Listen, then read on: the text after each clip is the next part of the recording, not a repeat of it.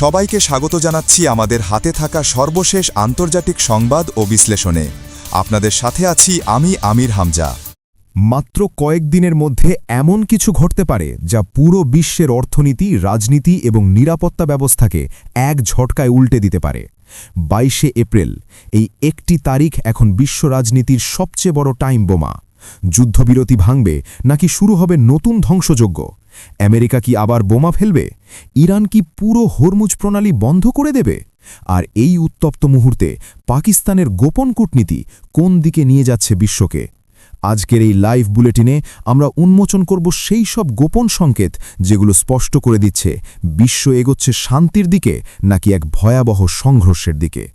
আসসালামু আলাইকুম প্রিয় দর্শক, এই মুহূর্তে আমরা এমন এক সংকট, এমন এক অগ্নিগর্ভ পরিস্থিতির সামনে দাঁড়িয়ে আছি যেখানে শুধু একটি অঞ্চল নয়, পুরো বিশ্বের ভবিষ্যৎ ঝুলে আছে এক সূক্ষ্ম সুতোর ওপর।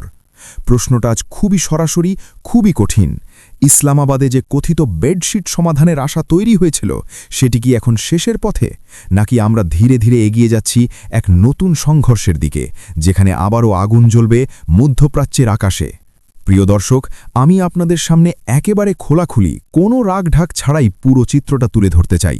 কারণ পরিস্থিতি এখন এমন জায়গায় পৌঁছেছে যেখানে ছোট ছোট ঘটনাও বিশাল বিস্ফোরণের সূচনা করতে পারে। আর এই গল্পের কেন্দ্রে আছেন পাকিস্তানের ফিল্ড মার্শাল আসিম মুনির, একজন সামরিক কৌশলী, যিনি এখন সরাসরি যাচ্ছেন ওয়াশিংটনে আমেরিকার প্রেসিডেন্ট ডোনাল্ড ট্রাম্পের সাথে বৈঠক করতে। এর আগেই তিনি গিয়েছিলেন ইরানে। সেখানে তিনি সাক্ষাৎ করেছেন ইরানের পার্লামেন্ট স্পিকার মোহাম্মদ গালিবাফ এবং পররাষ্ট্রমন্ত্রী আব্বাস আরাকচির সাথে, এবং সেই বৈঠকে তিনি পৌঁছে দিয়েছেন ট্রাম্পের বার্তা। কিন্তু প্রিয় দর্শক, এখানেই শুরু হচ্ছে আসল নাটক। কারণ দুই পক্ষের বার্তা, দুই দিক থেকেই যে সংকেত আসছে তা কোনোভাবেই শান্তির দিকে ইঙ্গিত করছে না, বরং প্রতিটি বাক্য, প্রতিটি সতর্কবার্তা যেন এক একটি আগুনের স্ফুলিঙ্গ। এখন আসুন সবচেয়ে ভয়ঙ্কর সময়সীমার দিকে, 22শে এপ্রিল। হ্যাঁ, এই তারিখটি এখন হয়ে উঠেছে এক ডেডলাইন, কারণ এই দিনেই শেষ হচ্ছে সেই 2 সপ্তাহের যুদ্ধবিরতি। আর তার আগেই ট্রাম্প স্পষ্ট ভাষায় বলে দিয়েছেন, যদি কোনো সমাধান না হয় তাহলে আবার শুরু হবে বোমাবর্ষণ, আবার জ্বলবে যুদ্ধ। অন্যদিকে ইরানও বসে নেই। তারা শুধু কূটনৈতিকভাবে নয়, সামরিকভাবেও নিজেদের অবস্থান শক্ত করে ফেলেছে। গালিবাফের একটি বক্তব্য এখন পুরো বিশ্বকে নাড়িয়ে দিয়েছে। তিনি বলেছেন, যদি একটি মাইনসুইপার 1 ইঞ্চিও এগিয়ে আসে, আমরা সেটি ধ্বংস করে দেব। প্রিয় দর্শক, এখানে একটু থামুন এবং বোঝার চেষ্টা করুন, মাইনসুইপার কি? এটি এমন এক যুদ্ধজাহাজ যা সমুদ্রে পুঁতে রাখা মাইন অপসারণ করে। অর্থাৎ ইরান যে হরমুজ প্রণালীতে মাইন বসিয়েছে, আমেরিকা তা সরাতে চাইছে, আর ইরান বলছে 1 ইঞ্চিও এগোনে ধ্বংস করা হবে। এর মানে কি? এর মানে হল ইরান কোনোভাবেই তাদের সামরিক চাপ কমাতে রাজি নয়। তারা জানে হরমুজ প্রণালী তাদের সবচেয়ে বড় শক্তি, সবচেয়ে বড় লিভারেজ। এই প্রণালী দিয়ে বিশ্বের বিশাল অংশের তেল পরিবহন হয়। একে বন্ধ করে দিলে বিশ্ব অর্থনীতি কেঁপে উঠবে। আর বাস্তবতাও সেটাই দেখাচ্ছে। মাত্র 24 ঘণ্টার ব্যবধানে খোলা ঘোষণা করার পর আবার বন্ধ করে দিয়েছে হরমুজ প্রণালী। কেন? কারণ তাদের মতে আমেরিকা যুদ্ধবিরতির সময়েও বিশ্বাস ভেঙেছে। এখন প্রশ্ন হচ্ছে, এই অবস্থায় কি আদৌ কোনো আলোচনার সুযোগ আছে? আসুন দেখি মাঠের বাস্তবতা কি বলছে। প্রথমত, আমেরিকার সামরিক উপস্থিতি। ইউএসএস রাশমোর নামের একটি অ্যাম্ফিবিয়াস যুদ্ধজাহাজ এখন আরব সাগরে ব্লকেড অপারেশন চালাচ্ছে। এর অর্থ ইরানের উপর চাপ অব্যাহত রাখা, তাদের সমুদ্রপথ নিয়ন্ত্রণে রাখা। দ্বিতীয়ত, ট্রাম্পের বক্তব্য। তিনি প্রকাশ্যে ইসরায়েলের প্রশংসা করছেন, বলছেন ইসরায়েল জানে কিভাবে যুদ্ধ করতে হয় এবং কিভাবে জিততে হয়। এখন প্রশ্ন হচ্ছে, যখন আপনি একদিকে শান্তি আলোচনার কথা বলছেন, অন্যদিকে আপনার মিত্রের আক্রমণকে প্রশংসা করছেন, তখন কি সত্যিই আপনি শান্তি চান? তৃতীয়ত, ইরানের অভ্যন্তরীণ চিত্র। তেহরানের রাস্তায় হাজার হাজার মানুষ, বিশেষ করে মারি রাস্তায় নেমে এসেছে। তারা বলছে তারা শেষ পর্যন্ত প্রতিরোধ করবে। তারা তাদের নেতৃত্বের প্রতি সম্পূর্ণ অনুগত। তারা বলছে, আমাদের জীবন, আমাদের দেশ, সব কিছু আমরা উৎসর্গ করতে প্রস্তুত। প্রিয় দর্শক, এই ধরনের জনসমর্থন একটি দেশের জন্য কী অর্থ বহন করে তা বুঝতে হবে। এটি শুধু একটি সরকার নয়, এটি একটি জাতীয় মনোভাব, একটি সম্মিলিত প্রতিরোধ। এখন আসুন কূটনৈতিক দিকটা দেখি। ইরান বলছে কোনো নতুন আলোচনার তারিখ নির্ধারিত হয়নি।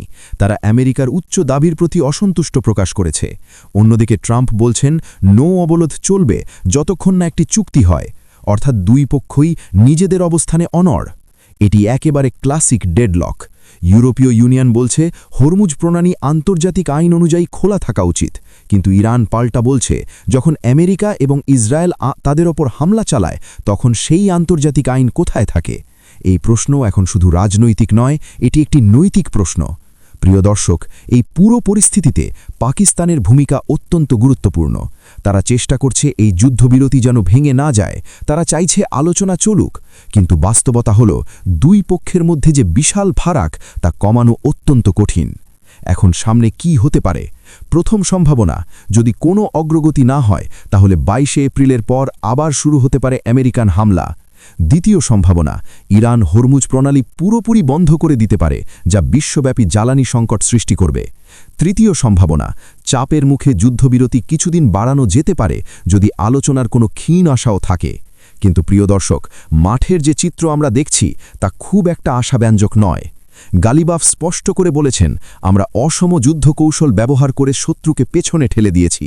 তিনি স্বীকার করেছেন আমেরিকার কাছে বেশি অস্ত্র, বেশি সম্পদ আছে, কিন্তু তিনি বলছেন যুদ্ধ জেতার জন্য শুধু সম্পদই যথেষ্ট নয়, দরকার কৌশল এবং মনোবল, এবং এই মনোবল এখন রাস্তায় দেখা যাচ্ছে। অন্যদিকে রিপোর্ট বলছে ইরানের গানবোট একটি তেলবাহী জাহাজে গুলি চালিয়েছে, আরও একটি জাহাজে মিসাইল হামলা হয়েছে, অর্থাৎ পরিস্থিতি ইতিমধ্যেই উত্তপ্ত। সব মিলিয়ে প্রিয় দর্শক, আমরা এখন দাঁড়িয়ে আছি এক ক্রান্তিকালে, যেখানে প্রতিটি সিদ্ধান্ত, প্রতিটি পদক্ষেপ বিশ্ব রাজনীতির গতিপথ নির্ধারণ করবে। ইসলামাবাদের সেই আলোচনার ভবিষ্যৎ এখন অনিশ্চিত। বেডশিট সমাধান এখন ঝুলে আছে প্রশ্নবোধকের মুখে, এবং 22 এপ্রিল এই তারিখটি হয়ে উঠেছে এক টিকিং টাইম বোমা। কিন্তু তারপরেও শেষ কথা এখনও বলা হয়নি।